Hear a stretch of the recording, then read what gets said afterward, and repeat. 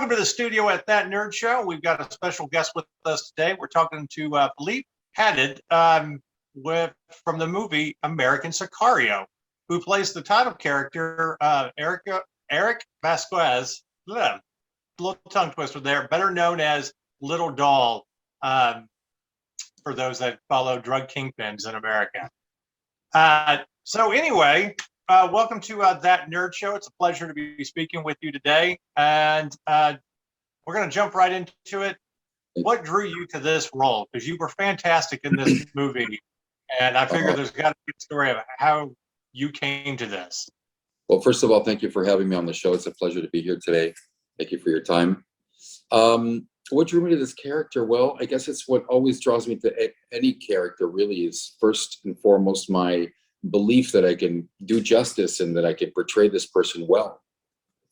You know, sometimes I'm drawn to something, but I don't really think that I can do a good job, so I stay away from those. So, you know, this one, because of our similarities, I thought that I could portray him well. I was born in Mexico, but I was really raised in Mexico and in the United States. So I really think that I could tap into that Mexican American sort of flavor. You know, and I've been able to rub shoulders with some of these people in Mexico, some, you know, narcos, and, you know, I've met a few of these characters, you know, in my days. So that was really it. Well, growing up in Mexico, I'm sure you heard stories about this, about him, and he was kind of legendary on both sides of the border, right? Well, I mean, it's based on a fictional character, but I mean, you know, there are a lot of people that you know. Well, yeah, but I mean, kind of, I guess what I was saying is who he's based on, and I mean, you grew up with stories of hearing about people like that, right? Absolutely, yeah. Well, a lot of stories like that, and yeah, so it was really a conglomerate of a lot of different people, you know, in a fictional story. But yeah, definitely, you know, there's a pattern, you know, of all these. You know, there's similarities, and not only from the narco world, but from the mafia world and the Italian world and the banks and the bank robbers, and you know, it's the same kind of type.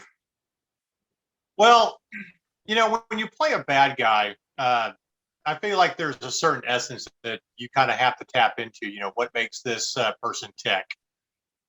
What did you, despite it being a fictional character, what did you find made this character tick that you tapped into?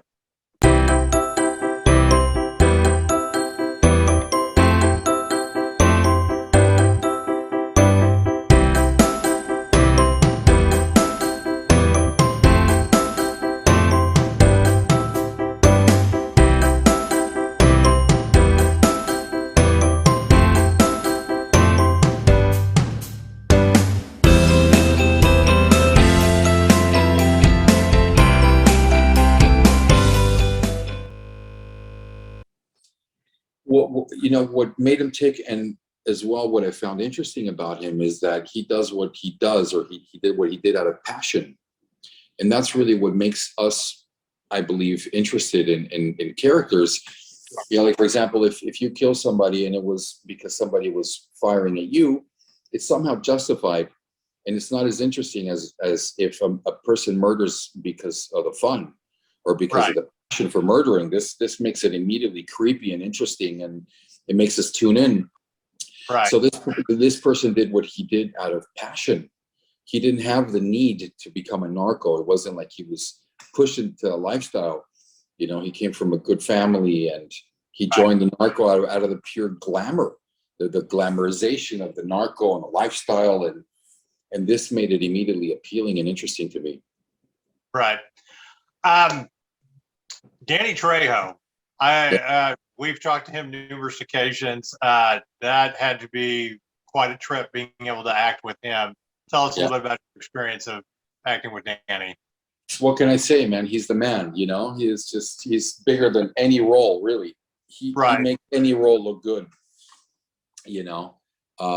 He's the quintessential bad guy, but in real life, he's the nicest guy you could ever meet.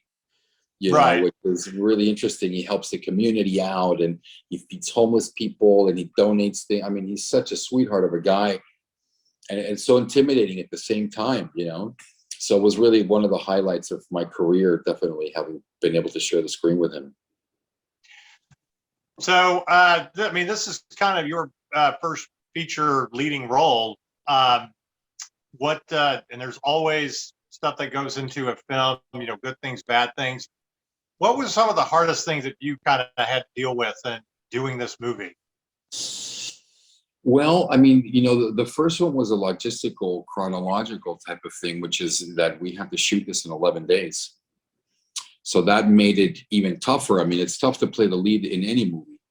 Right. You have to have the whole script memorized, and then you have all these kind of actors that fly in and they're there for a couple days and then they leave. And it's kind of like you're playing ping pong with a whole line of chapters, and you're still there. And so you have to have that stamina and that, that resilience and everything.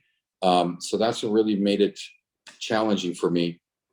And then on top of the COVID constraints and all that stuff that happened on top of it, and shooting in the desert, and we had to drive God knows where. It was tough, man. It was really tough.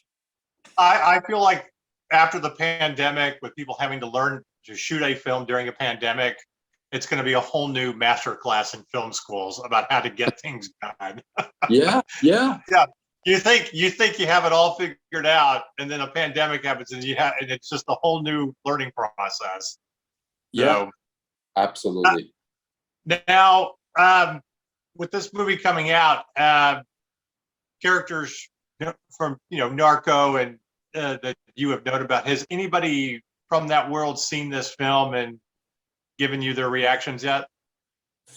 Well, I'm not really in touch with any of these people in real life, to get their reaction.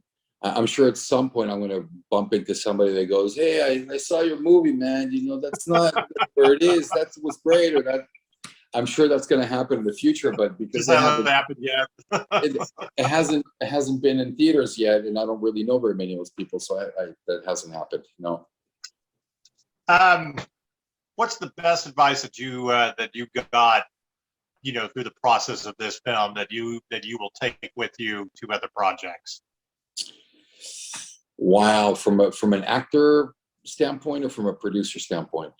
Either or both. Wow. From a producer standpoint, get a great lawyer from the very beginning, and make sure that he's your lawyer only. Right. I could write a book on all the stuff that I learned from being a producer on this project, because I've always been an actor, and this was my first production as a producer. So definitely, I have too much to say probably for one interview, but and then from an actor perspective, I guess it's just a reinforcement really of all the principles that you learn in acting classes and through the years. Put your objective on the other person, be listening, do all the be very real, all the obvious stuff. Now, obviously, as an actor, you put your own spin on the characters that you play, but I also think there's influences for every actor, performances that they've seen that have inspired them. When it comes to mafia characters or great antagonists, is there a couple that have inspired you, for your performance of this character? Wow, what a great question, because there's so many. I think maybe instead of picking one particular character, I might be able to reduce it to a few actors. Okay. Like Robert De Niro is at the top of my list for sure. Oh, yeah. I mean, from Al Capone to Cape Fear to, these are phenomenal characters that will always be somewhere here and here, and will come out, in every one of my villains that I ever played. Well, and it's such a great range because you get such a great, bad guy with the characters he's played to great comedy, and he's extremely funny, and you hit it on the nose. That timing. Yeah, I was talking to somebody the other day, and that's exactly what I told them. I'm like, just check out the range of this guy, from the king of comedy to Cape Fear to Raging Bull. these characters I've never met. Right. They're so unbelievably different that, I mean, the range that this guy had. Well, it's a new question we like to ask. It's because it's a subject that we are talking about, especially with our magazine, and having actors write columns on, you know, the performances that inspired them for their craft, or actors, you know, that they kind of, well, again, be inspired by, or, you know, whether they're reperforming a scene from another movie based on that character. Our good friend of ours, we were having the discussion about Gary Oldman, you know, who has, is another great one. Yeah, and you talk about, you know, a great performance as a bad guy that you kind of love, State of Grace. Oh, where wow. Yeah. The raw talent on Gary Oldman.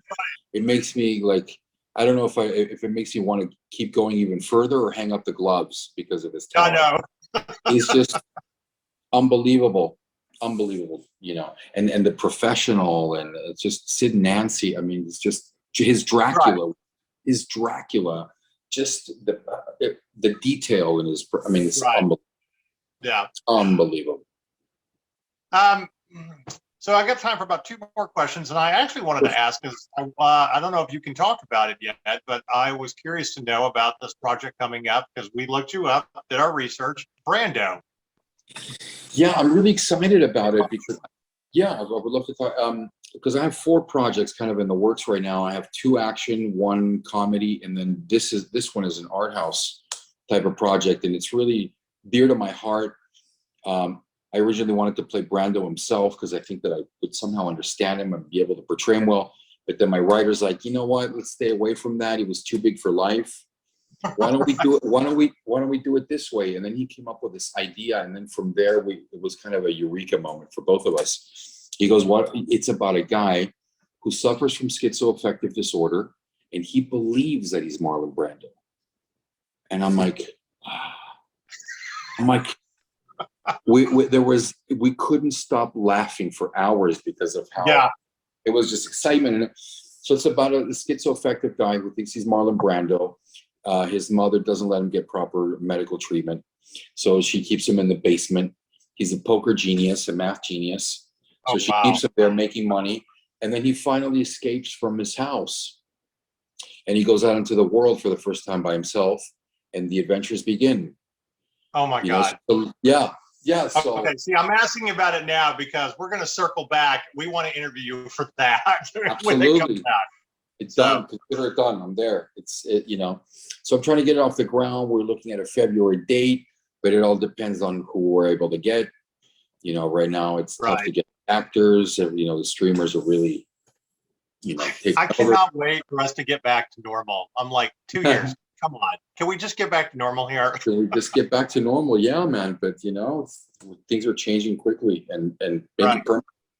So we have one question here at That Nerd Show that we ask all of our filmmakers. It's only for us. It's our nerd question, and it's the one you're not prepared for. So here you go. Wow.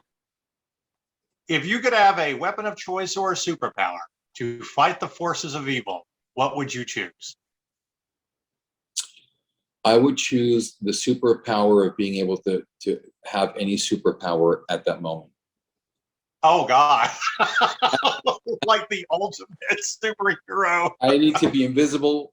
Boom. I need to shoot laser from my eyes. Boom. And then I could do anything. You know, discussion we were just having, who was, you know, stronger or better, Thanos versus Darkseid. I think you just interjected a character you're inventing. It would be both of those. yeah, like, you know, that's, if I had to improvise one or pick a superpower, that would be it. Oh, God, that's I mean, the infinite possibilities of, wow. I mean, so many stories. I mean, how would you even defeat a character like that? Wow. Exactly, that could do anything. You need laser, you need to be invisible, you need to be able to fly, you need to be able to go through time. Yeah. You need to shape shift, and that's a different one. We've never gotten that in that question. And now I'm thinking, like, wow. You know what? Maybe we should keep that under wraps and then turn it into. I know. It's like we might have to edit that out until we get the project off the ground. Yeah, maybe. Yeah. Hmm. Well, I just want to say congratulations on this film. It Thank you was so fantastic. You did a tremendous job, and cannot wait to see your future projects, including Brando. Thank you for speaking with us today, and No, good luck with this. thank you so much for your time, Marcus. I appreciate everything. Happy holidays to you and to your loved ones.